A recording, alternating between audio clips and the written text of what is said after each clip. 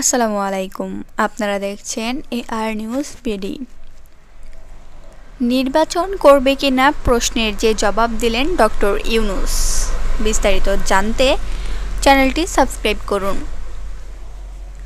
অন্তর্বর্তী সরকারের প্রধান উপদেষ্টা ডক্টর মোহাম্মদ ইউনূস ভবিষ্যতে নিজেই নির্বাচনে অংশ নেবেন কিনা তা নিয়ে ছিল নানা আলোচনা।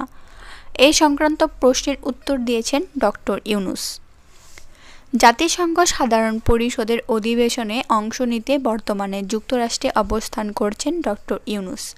অধিবেশনের ফাঁকে স্থানীয় সময় মার্কিন সংবাদমাধ্যম নিউ ইয়র্ক টাইমস আয়োজিত ক্লাইমেট ফরওয়ার্ড নামের একটি অনুষ্ঠানে যোগ দেন তিনি।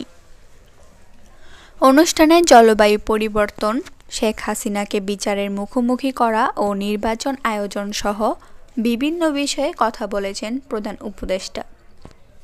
নিউ ইয়র্ক টাইমসের প্রতিবেদনে বলা হয়, গেল আগস্টে ছাত্র বিপ্লবের মধ্য দিয়ে শেখ হাসিনা ক্ষমতাচ্যুত হওয়ার পর থেকে বাংলাদেশ একটি বড় অস্থিরতার মধ্য দিয়ে যাচ্ছে।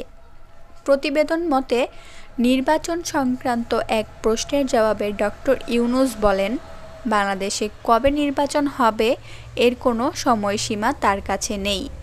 যেসব কমিশন গঠন করা হয়েছে তার আগামী মাসে তাদের সংস্কার সুপারিশ দেবেন বলে আশা করা হচ্ছে। তারপরে বাংলাদেশ নির্বাচনের জন্য একটি তারিখ নির্ধারণ করবে। প্রধান উপদেষ্টার নিজের নির্বাচন করার কোনো সম্ভাবনা আছে কিনা এমন এক প্রশ্নের জবাবে ডক্টর ইউনূস বলেন, আমাকে দেখে কি আপনার মনে হয় নির্বাচন করব? আমি নির্বাচন করব না।